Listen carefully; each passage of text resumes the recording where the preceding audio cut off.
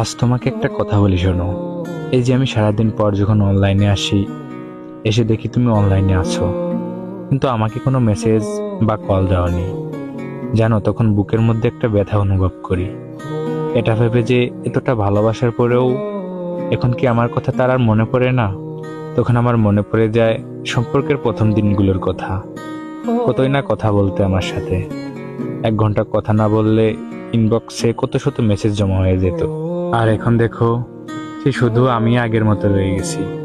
সে আগের মতো একইভাবে তোমাকে কল মেসেজ দিয়ে যাই, কিন্তু এখন আর আমার সাথে কথা বলার তোমার সময় হয় না।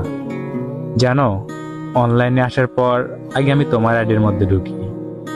যখন দেখি তুমি অনলাইনে আছো কিংবা একটু আগেই অনলাইন থেকে বের হয়ে গেছো, আমাকে মেসেজ দাওনি বা কল দেওনি, তখন যে কষ্টটা পাই সেটা তোমাকে কখনো বলে বোঝাতে পারবো না। তখন নিজে না চাইতেও চোখ দিয়ে পানি বের হয়ে যায়।